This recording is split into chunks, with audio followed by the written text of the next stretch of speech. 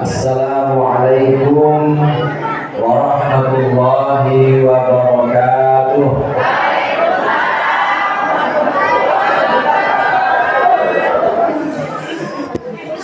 Innal hamdalillah nahmaduhu wa nasta'inuhu wa nastaghfiruh wa na'udzu billahi min shururi anfusina wa min sayyiati a'malina.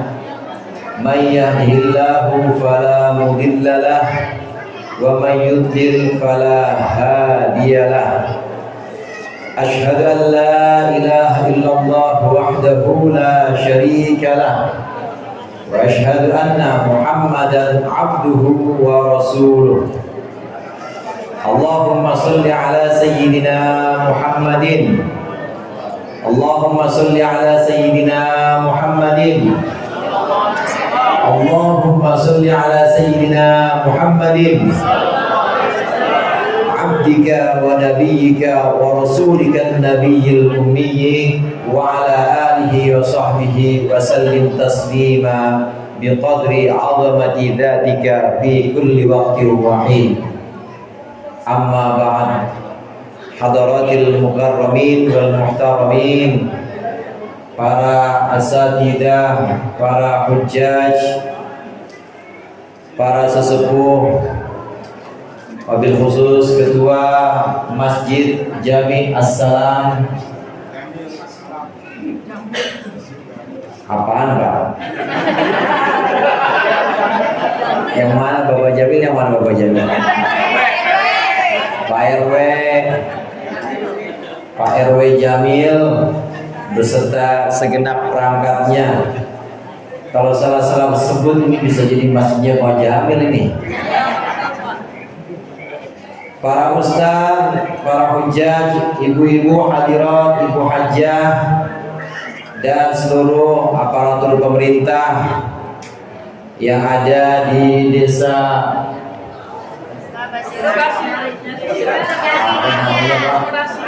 ya, Kabasiran, Tangerang, Bogor. Pantes sih kagak nyampe-nyampe. Bogor dan seluruh hadirin hadirat yang dimuliakan oleh Allah. Alhamdulillah pada pagi hari ini membawa nikmat sehat, membawa nikmat iman dan Islam. Kita semua dipertemukan di sini dalam masjid yang insya Allah penuh barakah di sini. Saya lihat semua mukanya beda ini. Orang kalau sholat jamaah, Pak, Bu, kalau orang rajin sholat jamaah, mukanya beda. Bapak-bapak yang sebelah saya yang barusan ngobrol sebelah kiri saya, mukanya beda sama yang sebelah kanan. Ya, saya bilang apa? Ibu-ibu juga yang barusan Qori sama Sari Tilawah beda mukanya. Tapi alhamdulillah semua di sini rajin sholat jamaah, betul? Insya Allah semua di sini Allah curahkan barokahnya sholat jamaah. Sholat jamaah itu ibu-ibu, bapak-bapak, hadirin hadirat jamaah rahimakumullah, baru disyariatkan di kota Madinah. Oleh karenanya sebelum saya akan bahas sholat jamaah, maka kita perlu tahu syariat sholat itu Allah turunkan sebagaimana kita semua maklum di bulan Rajab, tepatnya di tanggal 27 Rajab. Ini yang disebut dengan malam Isra Mi'raj. Allah Subhanahu wa taala berfirman, Subhanalladzi asra bi'abdihi lailan minal masjidil harami ilal masjidil aqsa.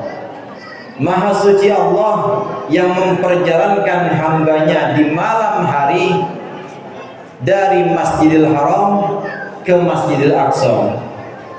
Allah yang memperjalankan hambanya. Hambanya siapa, Bu? Hambanya Allah. Hamba Hamba siapa Pak? Hamba Allah.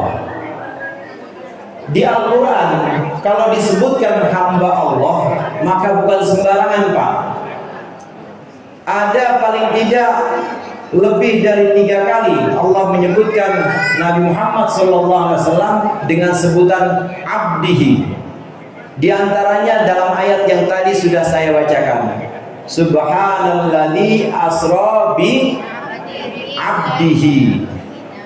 Subhanalladzi asra bi abdihi, hambanya, maksudnya hamba Allah.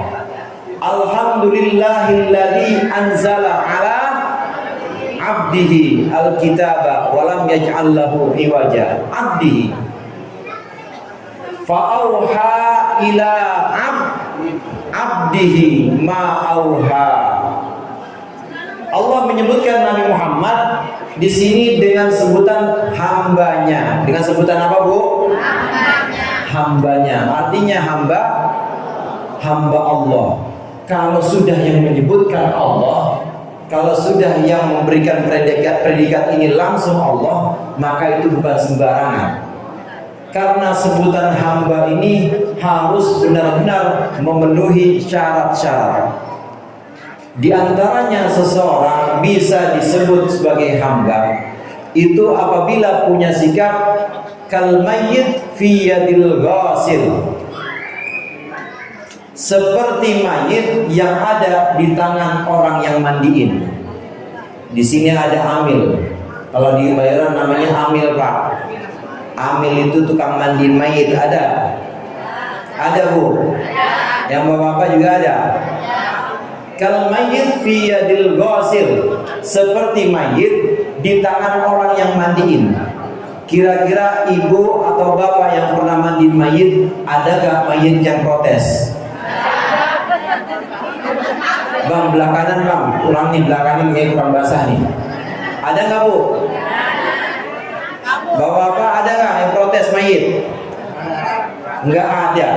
Mau dibalik ke kanan dia pasrah aja, dibalik ke kiri dia pasrah aja, disabunin juga dia diem aja, nggak komplain, diapa-apain aja, pokoknya pasrah kepada ghasil, kepada orang yang memandikan.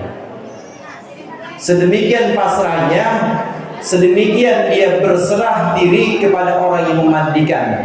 Demikian juga seorang hamba kepada Allah, maka itu syarat yang pertama, kal mayyit fi yadil ghasil, seperti mayit yang ada di tangan orang yang memandikan. Nggak pernah protes yang namanya hamba itu hadirin.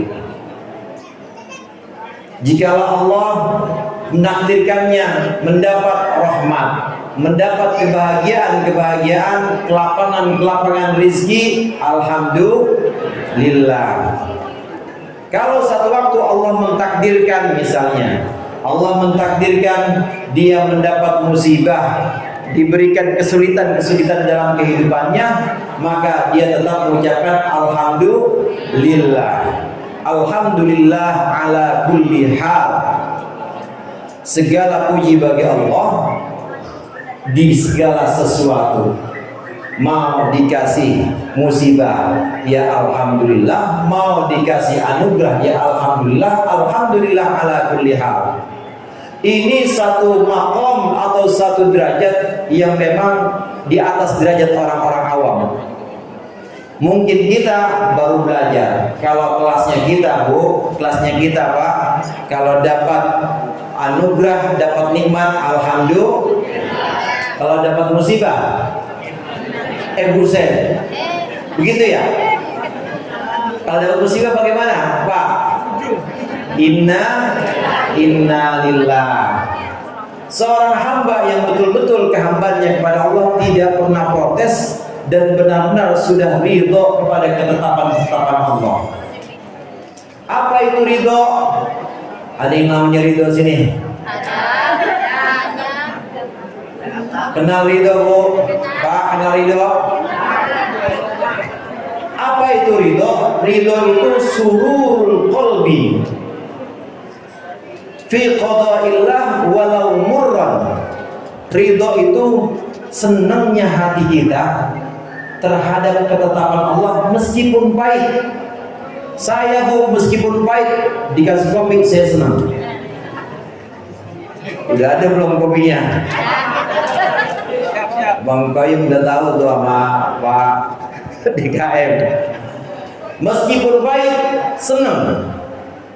Menerima ketentuan Allah, menerima ketetapan-ketetapan Allah yang biasa kita sebut dengan takdir, meskipun pahit, ini rasanya senang, tidak pernah ngeluh. Ini namanya orang ridho.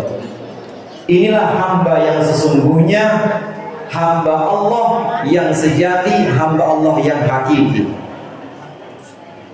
Jika Allah menyebutkan subhanalladzi asra bi 'abdihi, maha suci zat yang memperjalankan hambanya, ini berarti Allah memberikan predikat, memberikan gelar kepada Nabi Muhammad sebagai hamba Allah yang sejati. Sebagai hamba apa Bu? Pak, hamba Allah. Itu Allah yang ngasih gelar. Jadi hamba Allah ini gelar bukan sembarangan. Jangan ngasih sumbangan 5.000 hamba Allah. Ada begitu? Ada yang begitu di sini? Nanti giliran 2 juta nggak mau disebut hamba Allah dah. Giliran dikit hamba Allah. Hamba Allah di Al-Quran ini Allah berikan julukan ini khusus untuk para nabi, di mana kepasrahannya, di mana berserahnya kepada Allah, kal mayyit fi yadil ghasil, seperti jenazah mayit di tangan orang yang memandikan, nggak pernah protes. Kalau diberikan anugerah, alhamdulillah. Kalau diberikan musibah, alhamdulillah ala kulli hal. Karena memang anugerah ataupun musibah itu asalnya dari siapa? Dari Allah semuanya secara hakikatnya. Ini hamba yang sesungguhnya. Maha suci Allah, maha suci zat yang memperjalankan hambanya di malam hari dari Masjidil Haram ke Masjidil Aqsa. Jarak Masjidil Haram ke Masjidil Aqsa ini oleh Nabi Muhammad SAW hanya ditempuh hanya dalam hitungan jam. Padahal kala itu belum ada yang namanya pesawat, belum ada jet, belum ada kendaraan super cepat, tapi Rasulullah bisa menempuh ini. Ini perjalanan Isra yang ruang lingkupnya dari bumi ke bumi. Masih dari bumi, Masjidil Haram adanya di Makkah, kemudian Masjidil Aqsa itu adanya di Palestina, jadi masih ada di bumi. Kemudian dari Palestina, Rasulullah SAW ini naik ke atas. Naik inilah yang disebut dengan Mi'raj. Mi'raj ini adalah naiknya Rasulullah dari Masjidil Aqsa terus sampai ke Sidratul Muntaha. Ibu-ibu, bapak-bapak, hadirin hadirat yang dimuliakan oleh Allah, Mi'raj itu artinya naik. Kalau disebutkan as-salatu mi'rajul mu'min, salat itu adalah naiknya orang-orang mukmin, orang-orang beriman. Salat adalah naiknya orang beriman. Maka ketika kita takbir saja, maka kita sebenarnya sudah naik. Maka sebenarnya kita sudah beralih derajat kita dari derajat orang biasa menjadi orang yang lebih tinggi lagi. Coba kita bayangkan, Bu, Pak, ayam kalau pagi-pagi ngapain? Berkokok. Habis berkokok ngapain dia? Ngapain dia? Cari makan. Habis cari makan ngapain biasanya? Dia berak ya, buang air. Terus habis buang air, makan lagi. Makan lagi terus modal lagi. Nanti kalau lagi pengen, ya tuh jago, tahu jago? Jago kalau lihat ayam perempuan, ya kalau lagi pengen, ya ditumpakin dah tuh. Begitu aja. Makan, modal, main. Hardolin, dahar, modal, uling, makan modal main, makan modal main, begitu aja terus. Dan semuanya makhluk Allah yang dari golongan binatang itu rata-rata ya begitu kehidupan zahirnya. Rata-rata kehidupan zahirnya bangun, makan, habis makan dia kalau ngantuk tidur lagi, habis itu main buang air, udah begitu. Bayangkan kalau kita dalam 24 jam keseharian kita itu hardolin aja, dahar modal uling. Karena sayangnya Allah kepada kita umat Nabi Muhammad Sallallahu Alaihi Wasallam, karena rahmatnya Allah kepada kita umat Nabi Muhammad Sallallahu Alaihi Wasallam, maka kita diajak naik, Pak.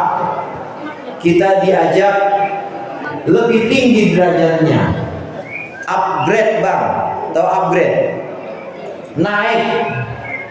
Kita diajak untuk naik, mengupgrade kemanusiaan kita, supaya kemanusiaan kita tidak sama seperti ayam tadi, supaya kehidupan kita 24 jam jangan cuma hardolin, tapi ada dalam sehari kita diperintahkan oleh Allah sholat berapa waktu?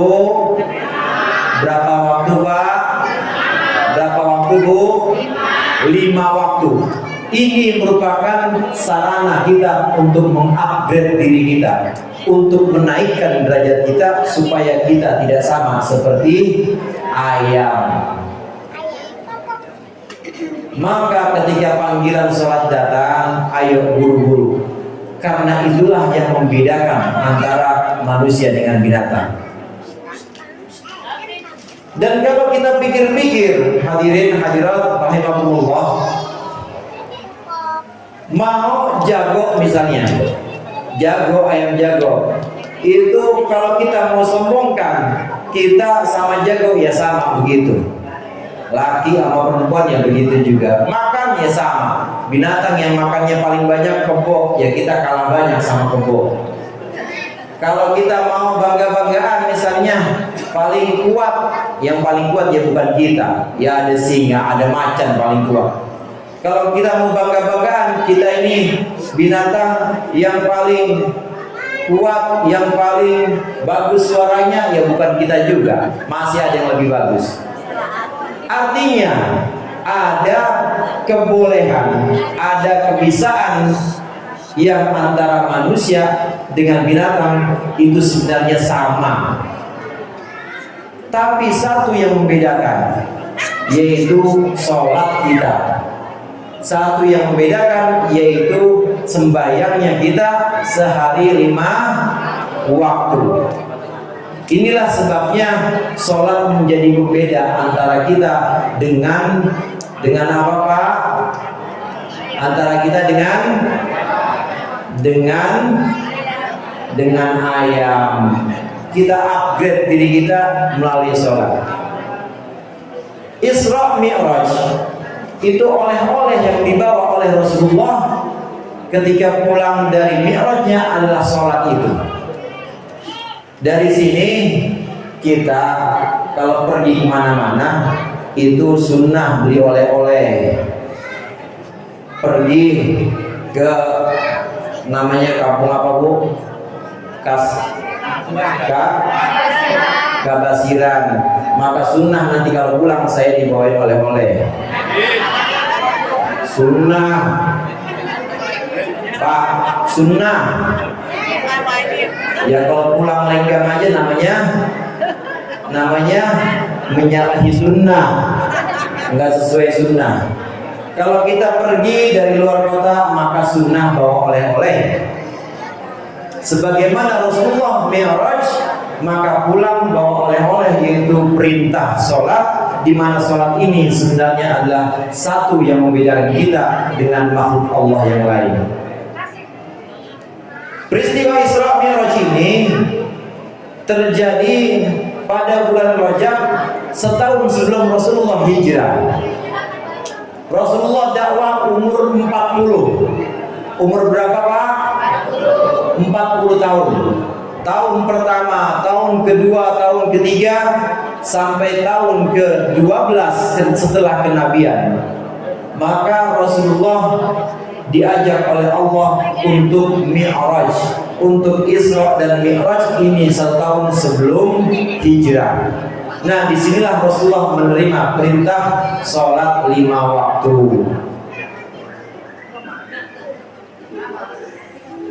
Sholat 5 waktu yang diwajibkan oleh Rasulullah saat di Makkah ini sebelum hijrah. Karenanya tadi saya katakan kalau sebelum hijrah ya berarti adanya di Makkah. Belum difardukan sholat, belum disyariatkan sholat jamaah. Jadi Rasulullah masih sholat secara sendiri di rumah, belum difardukan sholat jamaah di masjid. Karena kala itu di Masjidil Haram belum memungkinkan untuk melakukan sholat jamaah, di mana kekuatan orang-orang musyrik masih sangat kejam.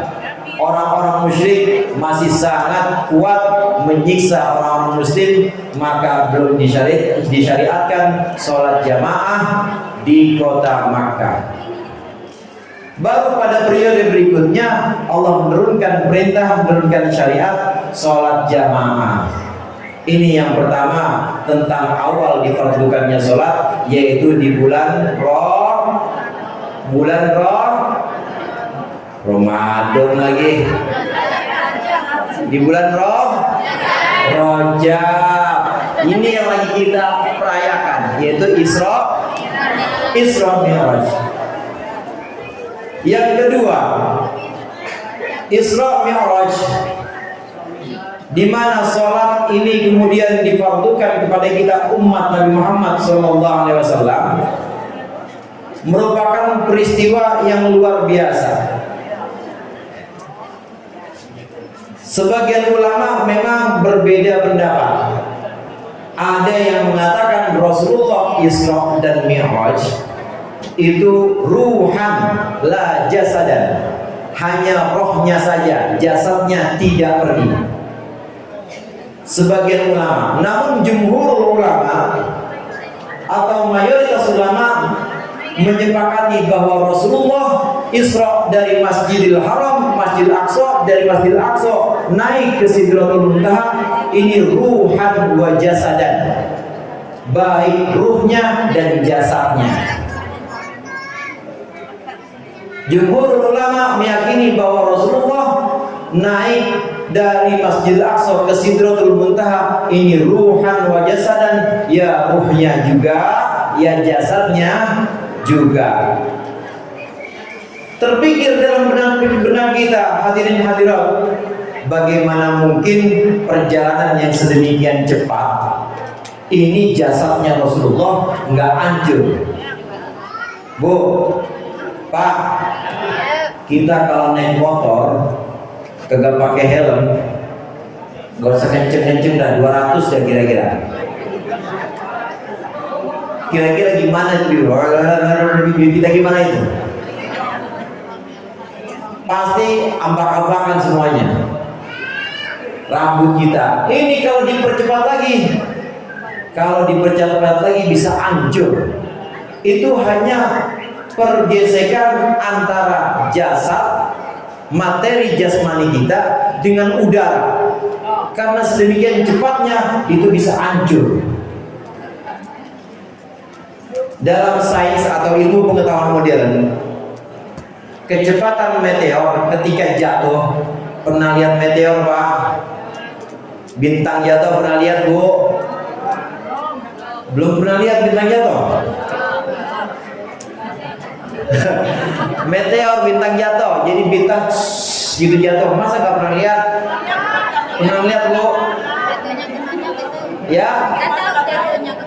Iya, enggak, maksud saya di langit. Pernah lihat nggak bintang jalan jatuh gitu? Kagak pernah lihat? Ya Allah, kasihan banget orang.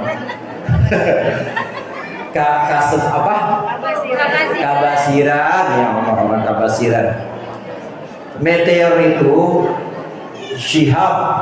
Syihab itu adalah senjata di mana malaikat melemparkan setan yang ingin mencuri catatan qada dan qadarnya Allah. Dulu sebelum zaman Nabi Muhammad, setan dari bangsa jin ini ada yang naik ke atas mencuri rahasia takdir, rahasia ketetapan Allah. Besok ini DKM bakal dapat rezeki. Amin ya Allah. Nah, kemudian kalau dapat bocoran kayak begini, maka akan disampaikan kepada orang yang bersekutu dengan dia, dukun misalnya. Maka setan ini mengabarkan berita-berita yang ada dari catatan malaikat yang di langit. Nah, tapi ada malaikat yang menjaga. Sebelum mendekat, maka setan-setan yang mencoba, jin-jin yang mencoba untuk mencuri catatan takdir ini akan dilempar. Lemparannya pakai meteor itu. Menurut riwayat, meteor itu disampaikan oleh Rasulullah bahwa meteor itu adalah bintang, batu-batu yang dilemparkan oleh malaikat untuk menghalau jin, untuk menghalau setan yang memberikan atau yang mencuri pendengaran dari catatan takdir. Itu meteor sedemikian cepatnya, kalau sampai ke bumi, kalau sampai ke atmosfer bumi, hancur Bu. Batu-batunya, makanya ibu tadi lihat gak tahuan jatuhnya di mana ya Bu. Itu bakal hancur karena di udara saja sudah hancur sedemikian cepatnya. Lalu bagaimana perjalanan Mi'raj, perjalanan Isra yang sedemikian cepat dengan buruk? Kenapa Rasulullah jasadnya, jasmaninya itu tidak hancur?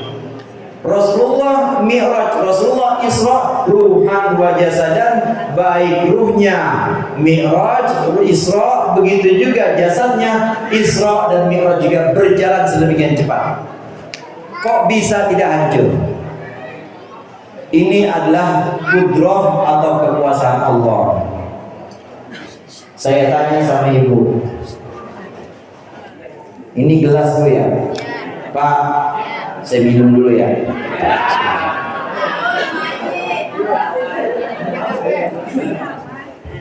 Nyobain dong, habis ini saya pingsan kagak. Saya pengen nyobain airnya Kabasiran. Ternyata airnya alhamdulillah. Ini gelas. Gelas ini sama plastik Bu, kira-kira kuatan mana? Gelas sama plastik kuatan mana? Pak, gelas sama plastik kuatan mana? Gelas kata bapak-bapak tuh, kata ibu plastik. Dah, saya tukar. Ini cincin saya, ini cincin. Saya pakai cincin.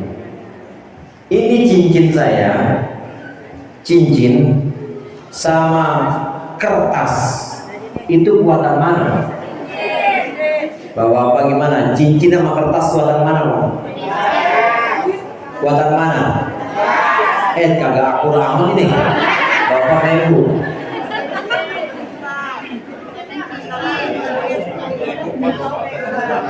Cincin sama kertas kuatan mana Bu?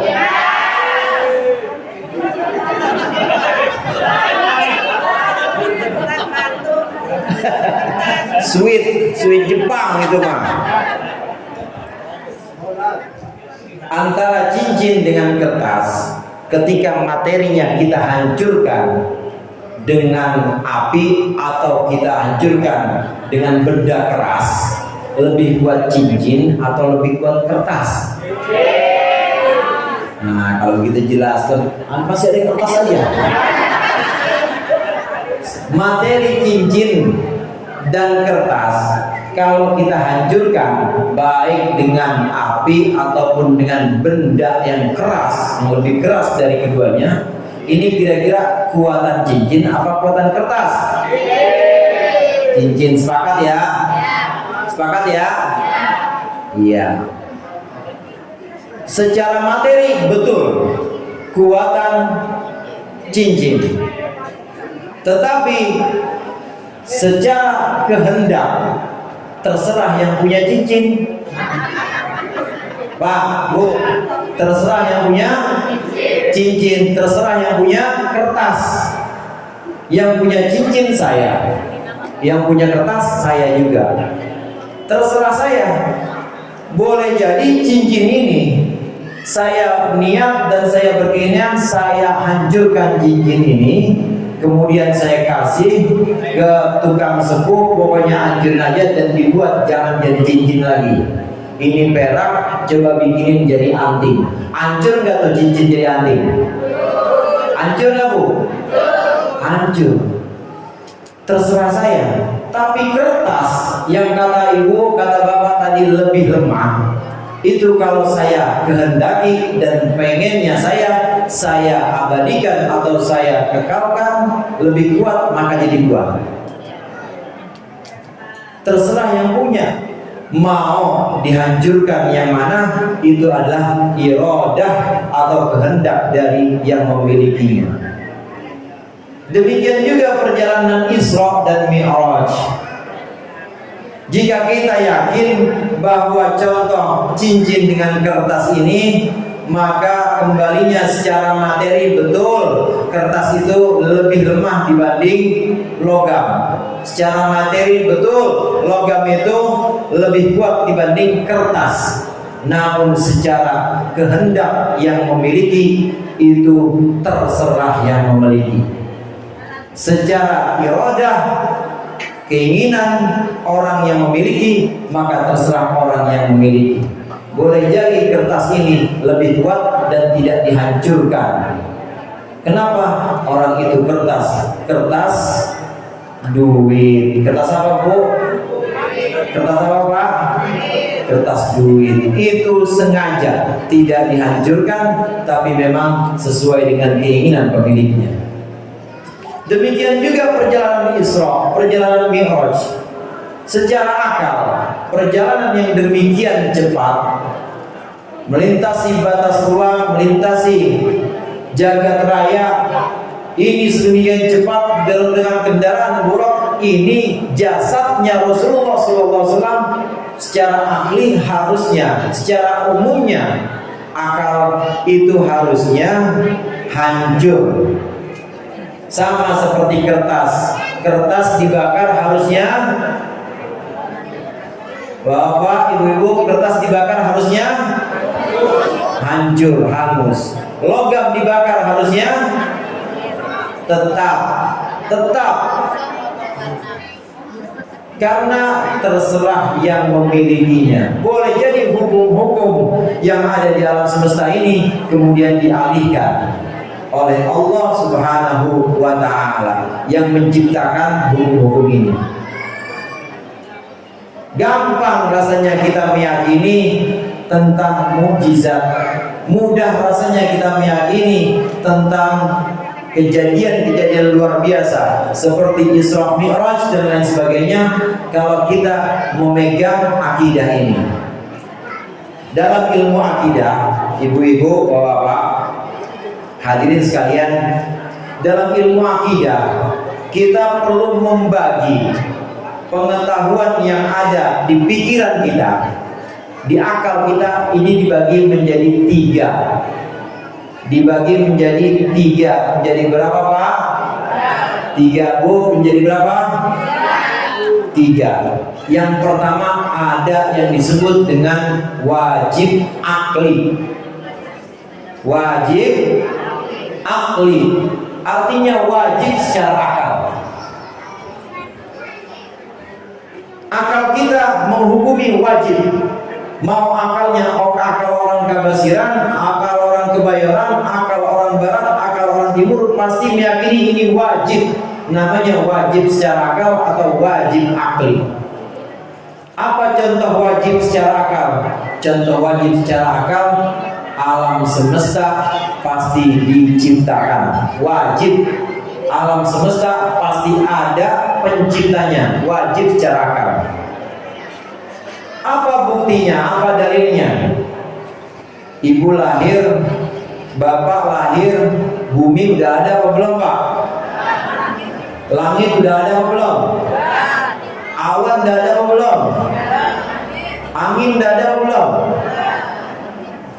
Sama, masuk ke masjid di sini. Ibu masuk, bapak masuk masjid sini, karpet udah digelar belum?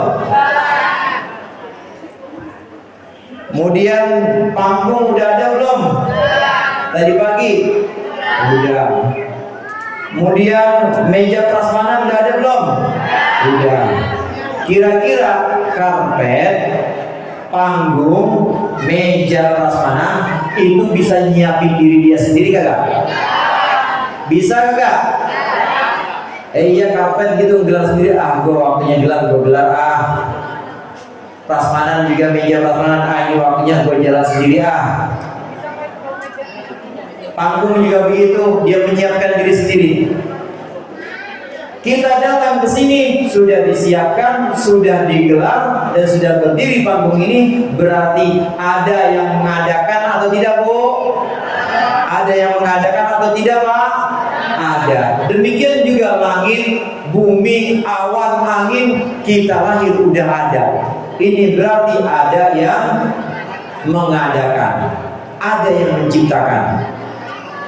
Wajib akli, secara akal wajib akal kita menghukumi bahwa alam semesta semuanya ini, alam semesta ada penciptanya.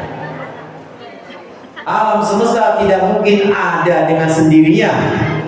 Alam semesta ada penciptanya. Wajib secara akal. Contoh yang wajib secara akal. Ini berapa tahun nih? Bang, mana ibunya? Berapa tahun? Umur 5.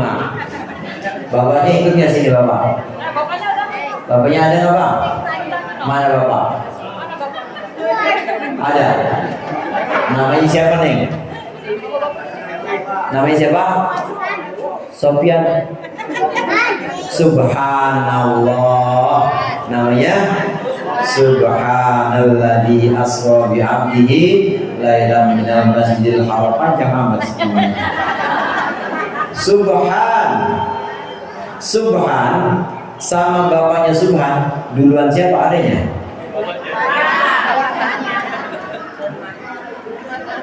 Subhan sama bapaknya Subhan duluan siapa adanya Pak? Maka wajib secara akal bapak ada mendahului anaknya.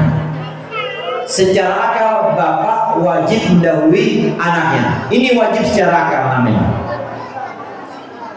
Dalam akal kita harus kita petakan yang demikian. Wajib secara akal. Nanti lawannya wajib akli, ada yang namanya mustahil akli. Tinggal dibalikin aja. Tinggal dibuat kebalikannya.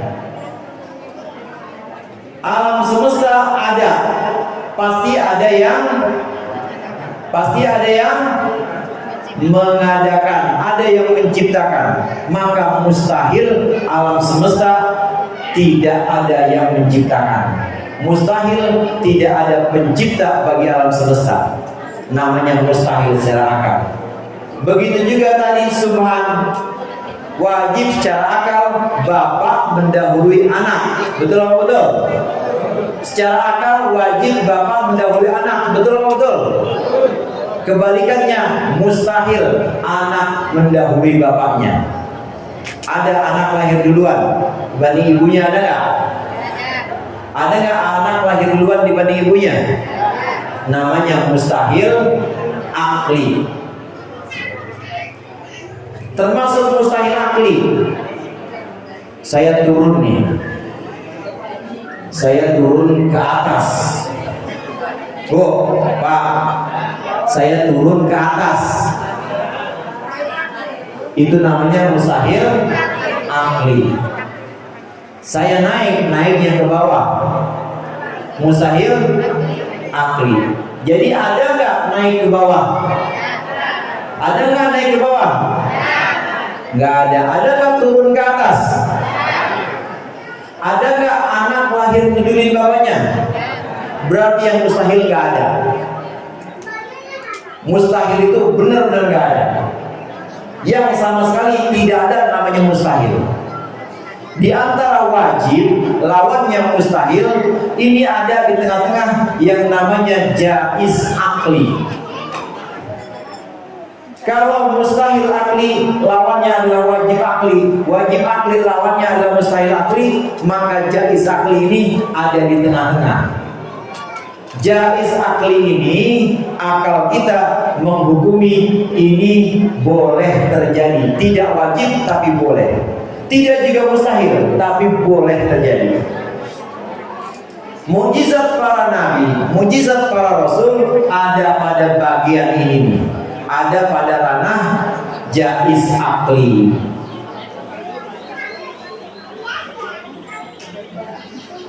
Saya ambil satu contoh. Kertas dibakar, hancur nggak? Hancur. Kertas dibakar, hancur nggak Pak? Hancur. Itu bukan sesuatu yang sifatnya wajib. Wajib yang namanya kertas dibakar hancur, bukan wajib akli. Tapi bukan juga mustahil akli. Lalu apa itu jaiz akli? Karena boleh jadi dengan kehendak pemiliknya, boleh jadi dengan kehendak orang yang mempunyai kertas, boleh jadi kertas ini tidak harus dibakar. Kita ini biasa menghukumi, kita ini biasa menetapkan hukum-hukum kejadian-kejadian sesuai dengan kebiasaan. Biasanya api kalau kena kertas membakar atau tidak Bu? Membakar biasanya. Maka disebut dengan hukum kebiasaan. Biasanya air kalau kena karpet basah nggak Pak? Biasanya basah. Orang pulang Isra Mi'raj hujanan basah nggak? Basah biasanya. Biasanya kita menghukumi banyak hal ini dengan kebiasaan-kebiasaan. Akal kita kemudian menyebutkan dengan ini hal-hal yang biasa. Biasanya kertas terbakar kalau kena api. Biasanya orang basah kalau kena hujan. Tapi boleh jadi di luar kebiasaan ada kertas yang tidak terbakar, ada orang yang nggak kena hujan, nggak basah. Mukjizat para rasul, karomah para wali ada pada ranah ini, ada pada ranah jaiz akli. Karena yang jaiz akli, mukjizat, karomah, kejadian-kejadian luar biasa, ini bukan yang mustahil. Bukan bangsanya anak lahir mendahului bapaknya, memang nggak ada itu. Bukan bangsanya naik ke bawah, ada nggak? Nggak ada yang itu mustahil. Bukan bangsanya turun ke atas, ada nggak? Nggak ada, mustahil. Kejadian luar biasa seperti mukjizat ini bukan yang mustahil, tapi ini adalah ranah jaiz akli. Nah dari sini kita ulang lagi, dalam akal kita maka kita harus membagi menjadi 3 perkara. Ada perkara yang disebut dengan wajib akli, kemudian lawannya ada perkara yang disebut dengan mustahil akli. Mukjizat, karomah, kejadian-kejadian luar biasa ini ada pada ranah yang tengah-tengah ini, yaitu namanya jaiz akli. Dengan cara ini maka gampang kita meyakini bahwa Rasulullah Mi'raj, Rasulullah Isra, ruh dan jasadnya, ya jasadnya terbang, ya ruhnya juga, semuanya, dan tidak hancur karena memang kita hanya salah saja. Karena memang kita hanya terbiasa saja. Biasanya kalau dalam kecepatan tinggi akan hancur yang namanya jasmani. Tapi ini di luar kebiasaan. Ada tongkat Nabi Musa membelah lautan, bukan mustahil, tapi di luar kebiasaan. Makanya sebutannya luar biasa, bukan mustahil. Ada ontak keluar dari batu, Nabi Soleh bu, Pak, ontak keluar dari batu, bukan mustahil, tapi luar biasa, di luar kebiasaan. Biasanya ya ontak keluar dari emaknya, biasanya binatang yang keluar dari induknya, tapi ini luar biasa, di luar kebiasaan. Ada wali misalnya yang sholat di atas air, bukan mustahil, tapi luar biasa, di luar kebiasaan. Yang mustahil itu apa? Yang tadi, subhan lahir dari bapaknya, mustahil. Naik ke bawah, mustahil. Turun ke atas, mustahil. Itu tuh yang namanya mustahil. Mujizat seperti Isra Mi'raj ada dalam ranah jaiz akli. Oleh karenanya kita harus meyakini dan kita harus benar-benar menerima kejadian-kejadian ini dengan keyakinan sepenuh hati bahwa itu sangat bisa terjadi jika Allah menghendaki. Karena memang itu bukan mustahil, tapi itu adalah jaiz akli. Yang namanya mustahil nggak ada. Mustahil itu nggak ada. Tapi kalau masih ada, itu namanya bukan mustahil, tapi jaiz. Permasalahannya tadi, kita hanya menyatakan itu nggak biasa, maka sebutannya luar biasa. Ibu-ibu, bapak-bapak, hadirin hadirat rahimakumullah. Peristiwa Isra Mi'raj yang kemudian membawa berkah kepada kita berupa sholat fardu 5 waktu. Maka ketika di Madinah, Allah mulai memfardukan, mulai mensyariatkan sholat berjamaah. Rasulullah SAW bersabda, sholatul jamaati khairun min sholatil qadri bisab'in wa ishrina darajah. Sholat jamaah itu lebih baik dibanding sholat sendiri 27 derajat, 27 grade, atau 27 nilainya lebih tinggi. Saya tahu di sini orang-orang yang belum sholat semua, amin. Orang yang kalau lagi puyeng-puyeng, kalau lagi pusing, kalau lagi banyak masalah pasti ambil air wudhu ya, amin. Pasti ambil air wudhu, kemudian mi'raj, naiklah di sini ngadu sama Allah. Nah, lebih bagus lagi kalau kita kemudian melaksanakan sholat jamaah. Sholat apa Pak? Sholat jamaah. Sholat apa Bu? Sholat jamaah. Ada beberapa hikmah dalam sholat jamaah. Di antaranya dalam sholat jamaah, liya'lamal jahilu minal alimi. Agar orang yang tidak tahu itu jadi tahu dari orang yang punya ilmu. Orang baru mulai ngaji, belum tahu, dia baru masuk Islam umpamanya, dia belum tahu sholat itu kayak gimana. Maka dengan sholat berjamaah dia jadi tahu, oh ini sholat gerakannya adalah mengangkat tangan pertama kali dan menghadap sama-sama ke arah tertentu. Yang nggak tahu jadi tahu. Dan yang sudah lama, yang sudah memang dari dulunya Islam, kemudian sholat jamaah. Kalau sholat maghrib, maka sunnahnya suratnya yang pendek-pendek. Kalau sholat isya, sholat subuh, sunnahnya suratnya yang agak panjang. Kalau sholat zuhur dan sholat asar, sholat zuhur lebih panjang dibanding sholat asar. Panjang juga, tapi sholat zuhur lebih panjang dibanding sholat asar.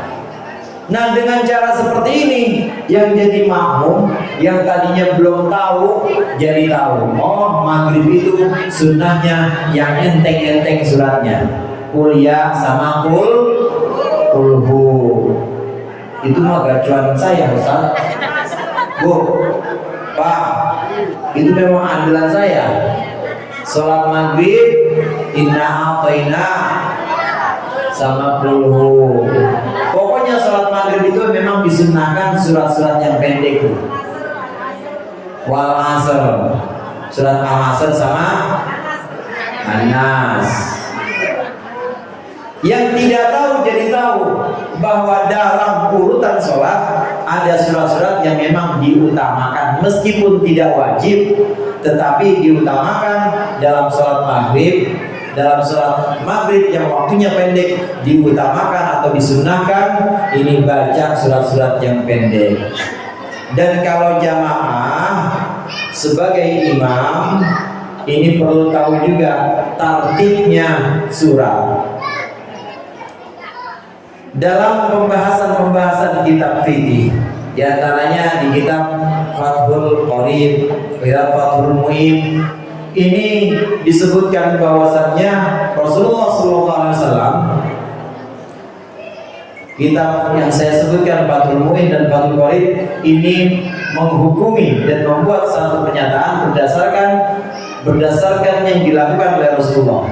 Bahwasannya Rasulullah SAW ketika membaca surat antara rakaat pertama dengan rakaat yang kedua, maka pasti urut atau pasti tertib. Sering Rasulullah urut dalam membaca surat. Contoh begini, urutannya kalau rakaat pertama ini buat imam nih Pak. Kalau rakaat pertama surat yang atas, maka rakaat kedua surat yang bawah. Turun urutannya. Kalau rakaat pertama itu kuliah, maka rakaat kedua kulhu. Jangan dibalik. Karena Rasulullah mengajarkan seperti itu. Memang urutannya adalah tertib sesuai dengan urutan Al-Quran atau mushaf. Rakaat pertama yang atas, rakaat kedua pasti turun ke bawah. Kuliah, rakaat kedua kulhu misalnya. Kalau rakaat yang pertama alhaakumut takatsur misalnya, maka rakaat yang kedua jangan naik al-qari'ah, al-asr. Atau rakaat yang kedua boleh juga al-aital ladzi juga dibubidin al-maun. Pokoknya urut itu artinya turun ke bawah dari surat-surat yang panjang ke surat-surat yang pendek, atau dari urutan atau dari nomor surat 102, misalnya dari nomor surat 112 pindah ke 113. Ini yang namanya urut sunnah dari Rasulullah. Selain itu disunnahkan juga mualah. Mualah itu sambung menyambung. Kalau tadi urut alhaakumut takatsur boleh pakai kulhu, atau al-qari'ah boleh pakai qul a'udzu birabbil falaq. Kenapa? Karena tadi urutannya memang turun. Tapi ada satu lagi yang namanya mualah. Apa Pak? Mualah apa Bu? Mualah ini sambung menyambung. Bagus kalau kita bisa menjaga antara rakaat pertama dengan rakaat kedua itu tertib dan mualah. Ya kita urutannya turun juga dan kita sambung menyambung. Contohnya seperti rakaat pertama kita baca qul a'udzu birabbil falaq, rakaat kedua kita baca qul a'udzu birabbin nas. Itu ya urut, turun dan juga nyambung, mualah. Karena memang al-falaq dan an-nas ini nempel. Atau contohnya kita baca ara'aital ladzi yukadzibu biddin al-maun, rakaat pertama, rakaat kedua kita baca al-kautsar. Itu namanya tartib juga, mualah juga. Ini buat bapak-bapak yang jadi imam. Kalau sudah melaksanakan ini kesunatan-kesunatan, keutamaan-keutamaan dalam sholat jamaah, maka hikmah sholat jamaah yang tadinya tidak tahu jadi tahu, yang tadinya tidak bisa jadi bisa. Ini hikmah pertama dari sholat jamaah. Kemudian yang kedua, Kalau kita sholat berjamaah, waktu demi waktu, dari sholat yang satu ke sholat yang lainnya, fardu yang satu ke fardu yang lainnya, kemudian sehari, 2 hari, seminggu, 2 minggu, kebetulan kita gak hadir, kita gak ada, ini pasti ada yang menanyakan, kemana ya Bapak Hasan gak datang-datang? Kemarin masih ada, kok nggak ada yang datang ya? Jadi ada yang memperhatikan kita, ada yang peduli kepada kita. Biasanya ada di sop kedua sebelah pojok, tapi ini kok nggak ada sudah 2 hari. Maka di sini muncul yang namanya kepedulian antara kita sama umat Islam. Ini hikmah kedua dari sholat jamaah.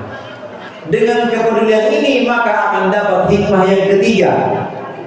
Persatuan kita, kesatuan kita akan semakin kuat, makin guyup, makin kompak. Karena selain mendapat ilmu tambahan, mendapat pengetahuan dari yang sebelumnya tidak tahu, mendapat kepedulian dan perhatian dari teman-teman yang ada di masjid, maka kita juga dapat kekompakan. Kompak. Dan orang-orang yang biasa berjamaah, orang-orang yang biasa datang ke masjid, ini biasanya adalah orang-orang yang nanti akan dikumpulkan oleh Allah di hari kiamat bersama-sama juga. Amin. Al-akhillau yawma idin yufraqun illal muttaqin. Teman sama teman, sahabat sama sahabat, friend sama friend, tetangga sama tetangga, apapun bestie sama bestie, nanti di hari kiamat pisah semuanya. Illal muttaqin, kecuali orang-orang yang bertakwa, yang di dunianya bersahabat, berteman berdasarkan takwa, berteman berdasarkan sholat jamaah, berteman berdasarkan silaturahim yang ada di masjid. Ini diantara hikmah-hikmah yang kita bisa dapatkan dalam sholat jamaah. Ibu-ibu hadirin hadirat, bapak-bapak rahimakumullah, dengan sholat berjamaah maka Islam juga makin kuat, Islam juga makin disegani. Ada hukum sholat jamaah yang sebagian ulama ini sampai menghukumi fardu ain. Ada juga yang menghukumi fardu kifayah. Apa itu fardu ain? Kalau orang sholatnya nggak jamaah berarti dosa dia, namanya fardu ain. Setiap orang, mau itu anak muda, mau dia orang tua, asal masih sehat, tidak ada uzur, tidak ada halangan, wajib datang ke masjid. Ini hukum fardu ain. Ada juga ulama yang mengatakan fardu kifayah. Fardu kifayah itu maksudnya dalam satu kampung harus ada yang sholat jamaah. Dalam satu kampung harus ada yang menghidupkan syiar Islam. Dalam satu kampung harus ada yang datang ke masjid. Maka semakin banyak jamaah, semakin tinggi derajatnya. Semakin banyak sop-sopnya, maka semakin banyak keutamaannya di sisi Allah. Sholat berjamaah makin berjubel, makin penuh masjidnya, maka akan semakin tinggi derajatnya di sisi Allah. Kemudian yang keempat, di antara keutamaan atau di antara hikmah sholat jamaah, ketidaksempurnaan jamaah yang kurang ini bisa diangkat oleh jamaah yang utama. Contoh misalnya imamnya bacaannya bagus, Bismillahirrahmanirrahim, Alhamdulillahirabbil alamin. Terus bagus bacaannya, fasih, tajwidnya bagus, suaranya juga bagus. Surat-suratnya surat-surat yang dipilihkan, surat-surat yang sesuai juga dengan waktu sholat dan sesuai dengan tartib dan mualanya. Syarat dan rukunnya udah dipenuhi juga.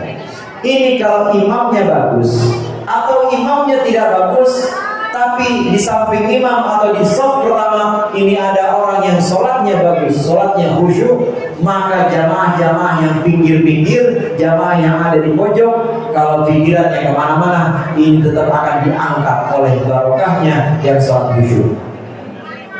Ini ada berapa nih yang hadir di sini? 100 ada 100? Lebih? 100 orang jamaah yang khusyuk cuma 2, imam sama muazzinnya, maka yang 98 bisa keangkat semua pahalanya. Barokahnya 2 orang ini, barokahnya imam dan barokahnya muazzin yang memang ingat Allah terus, bacaannya bagus, dan juga zikirnya, hatinya terus merasa dan hatinya terus connect kepada Allah, maka yang 98 bisa terangkat sampai kepada Allah pahalanya. Nah, kalau ibu, kalau bapak, terutama bapak nih, kalau bapak sholat sendiri di rumah, mana pikirannya Allah Akbar, belum bayaran lagi aja ya. Perasaan baru kemarin udah cicilan bulan ketiga aja ya, mikirin lagi. Sami Allahu liman hamidah. Ini bocah kagak tahu bawanya lagi susah apa ya duitnya. Terus pikirannya mana-mana. Ada yang ngangkat nggak kira-kira pahalnya? Ada yang ngangkat kira-kira nggak Pak? Sendirian, dia dewekan, gotong sholat yang sedemikian berat, syaratnya berat, rukunnya berat, digotong sendiri, beratnya ditampun, ya udah kagak keangkat. Maka barokahnya sholat jamaah kalau ada satu yang bacaannya bagus, meskipun bukan imam, tapi dia ada dalam jamaah itu, maka orang-orang yang tidak sempurna sholatnya, yang masih banyak kekurangan dalam sholatnya, itu akan Allah angkat barokah dari satu orang yang sudah bagus ini. Ini diantara hikmah sholat berjamaah. Oleh karenanya, ayo dalam rangka Isra Mi'raj ini memperingati Isra-nya Rasulullah SAW dan Mi'rajnya beliau, mari sama-sama kita ramaikan masjid lagi. Mari sama-sama kita kuatkan lagi sholat jamaah kita, karena dengan sholat jamaah itu yang tidak tahu jadi tahu, yang tidak hadir mungkin bisa ditengokin. Kemudian yang tadinya tidak khusyuk bisa diangkat oleh yang khusyuk, yang tadinya masih kurang bisa diangkat oleh yang sempurna. Dengan barokahnya jamaah, karena barokah ma'al jamaah, karena yang namanya barokah itu ada dalam jamaah, maka insya Allah sholat kita bagus semuanya. Amin. Kalau sholat kita bagus, insya Allah amal-amal kita yang lain diterima oleh Allah. Amin. Pengen gak amal kita diterima Pak? Pengen gak amal kita diterima Bu? Pengen. Kalau amal kita diterima, insya Allah ibadah kita atau sholat kita ini ada efeknya, ada manfaatnya. Karena ada 2 hal yang berbeda. Ada yang disebut dengan sah. Apa Bu? Ada yang disebut dengan sah. Bahkan di KPPS ramai itu ya.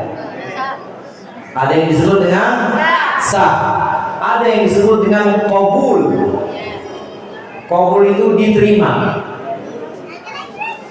Pernah dengar qabul? Dengar Bu? Mendengar Pak, qabul itu artinya diterima. Ada sah, ada qabul. Ini 2 hal yang berbeda. Kalau sah, asal kita memenuhi syaratnya, memenuhi rukunnya ibadah, udah sah aja udah. Tapi apakah diterima oleh Allah? Belum tentu. Kita sholat nih sendiri. Kita sholat menutup aurat sudah, pakai mukena, pakai sarung yang laki-laki. Menutup aurat sudah. Suci dari hadas udah. Orang udah mandi, udah sholat, udah wudu juga. Suci dari najis udah, pakaiannya juga udah bersih. Menghadap kiblat sudah, syaratnya sudah terpenuhi. Rukunnya, rukun dari takbiratul ihram, baca Fatihah, kemudian ruku, terus sampai salam dipenuhi semuanya. Syaratnya sudah, rukunnya sudah, maka sah atau tidak Pak? Sah. Sah atau tidak Bu? Sah. Tapi apakah diterima oleh Allah? Belum tentu. Lalu bagaimana caranya kita kabul? Bagaimana caranya kita diterima oleh Allah? Nanti saya kasih tahu caranya. Tapi yang jelas, kalau sholat hanya sekedar mempertimbangkan sahnya saja, kalau sholat hanya sekedar mempertimbangkan syarat dan rukunnya saja, yang penting sah udah. Kalau hanya melihat itu saja, maka tidak akan ada manfaatnya, tidak akan ada faidahnya. Padahal kita sholat, kita ibadah, itu harus ada faidahnya. Bapak tahu faidahnya sholat atau manfaatnya sholat Pak? Ibu tahu manfaat atau faidahnya sholat? Tanha anil fahsyai, mencegah dari keji dan mungkar. Itu manfaat sholat. Manfaatnya harus terbentuk, manfaatnya harus terwujud. Kalau ada orang sholat, kemudian manfaatnya tidak terwujud atau faidahnya tidak terwujud, ya dia masih fahsya, dia masih mungkar, dia masih melakukan perbuatan keji, masih melakukan perbuatan mungkar, maka sholatnya baru sah doang, tapi belum qabul, belum diterima. Satu ibadah disebut diterima oleh Allah itu apabila sudah wujud tujuan atau manfaatnya. Sholat sudah terwujud bahwa sholat itu bisa buat rem untuk dia. Sholat sudah terwujud bahwa sholat itu bisa untuk menjaga dia supaya berhenti dari maksiat. Ini yang namanya manfaat atau faidah ibadah. Kalau faidah ibadah terwujud, maka itulah yang namanya qabul. Yang namanya apa Pak? Qabul. Yang namanya apa Bu? Qabul. Kalau sudah terwujud, maka itulah yang namanya qabul dari ibadah. Puasa Ramadan juga demikian. Puasa Ramadan itu untuk membentuk kita menjadi orang-orang yang tidak tergantung kepada materi dan orang-orang yang peduli kepada sesamanya. Kalau itu terwujud, maka puasa kita terkabul, diterima. Kalau sudah diterima, pasti itu sudah sah. Jadi saya tegaskan lagi, kalau sudah diterima atau kabul pasti sah. Tapi kalau sah belum tentu kabul. Nah, bagaimana supaya ibadah-ibadah kita ini dikabulkan atau diterima oleh Allah? Bagaimana supaya ibadah-ibadah kita Allah bersedia untuk menerimanya? Maka kata Syekh, kata Imam Ibnu Athaillah Sakandari, la amala arja, la amala arja minal qabul min amalin yaqibu anka syuhuduhu wa yahtaqiru indaka wujuduhu.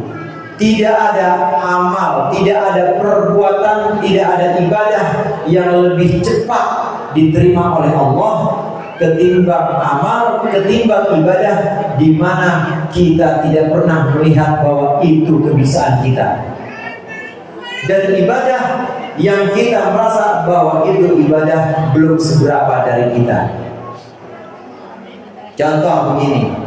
Selesai sholat, assalamualaikum warahmatullah, assalamualaikum warahmatullah. Biasanya bapak ucap apa tuh? Astagfirullahaladzim, gitu ya? Atau ada nggak yang assalamualaikum warahmatullah, assalamualaikum warahmatullah, alhamdulillah? Ada yang alhamdulillah tuh? Alhamdulillah, baru astagfirullahaladzim. Ini dua yang perlu kita pegang. Setelah kita melakukan ibadah, maka hendaklah kita merasa bahwa yang bisa menuntun kita ibadah, yang bikin kita sholat, yang bikin kita bisa ngaji, yang bikin kita bisa sedekah, yang bikin kita bisa puasa, bukan kita Bu, bukan kita Pak. Tapi siapa yang menuntun kita? Siapa yang membuat kita bisa? Allah. Allah yang memberikan taufik kepada kita. Allah yang memberikan tuntunan dan bimbingan kepada kita. Maka ibadah yang kita lakukan, kita harus melihat dan harus merasa la haula wala quwwata illa billah. Amal ibadah kalau mau cepat diterima, begitu selesai langsung kita bilang la haula wala quwwata illa billah, atau langsung kita alhamdulillah. Artinya ini bukan saya yang bisa, ya Allah, ini lantaran Engkau. Ya. Ini bukan saya ya Allah yang bisa, tapi ini yang bikin saya bisa sholat adalah Engkau ya Allah. Yang bikin saya bisa ngaji adalah Engkau ya Allah, bukan saya. Yang bikin saya bisa sedekah adalah Engkau ya Allah, bukan saya. Ini yang namanya yagibu anka syuhudu. Nggak pernah melihat bahwa saya bisa sholat, saya bisa sedekah, saya bisa puasa, nggak pernah merasa begitu. Ini syarat pertama kalau kita mau dikabulkan atau kita mau diterima ibadah kita. Kita harus melihat bahwa Allah yang bikin kita bisa puasa, bikin kita bisa sholat, bikin kita bisa sedekah, bikin kita bisa sumbangan. Melihat hanya Allah saja. Yang kedua, kalau mau amal ibadah kita cepat diterima sama Allah, wa yahtaqiru indaka wujuduhu. Jangan menganggap ibadah itu udah sempurna aja. Tapi anggaplah bahwa ibadah kita belum seberapa dan masih penuh kekurangan. Udah selesai sholat, kita istighfar, astagfirullahaladzim. Sholat kagak khusyuk ya Allah dalam hati. Astagfirullahaladzim, sholat saya masih begini banget ya Allah, umur udah segini. Astagfirullahaladzim. Itu namanya sikap di mana yahtaqiru indaka wujudu, di mana kita menganggap bahwa ibadah yang kita lakukan itu masih banyak kurangnya. Kalau kita bisa melakukan dua ini, habis sholat jamaah kita bisa melakukan alhamdulillah, maaf, segala puji milik Engkau ya Allah, bukan saya yang bisa jamaah, bukan saya yang bisa sholat, bukan saya yang boleh sedekah, bukan kebolehan saya, bukan biasa saya, tapi Engkau.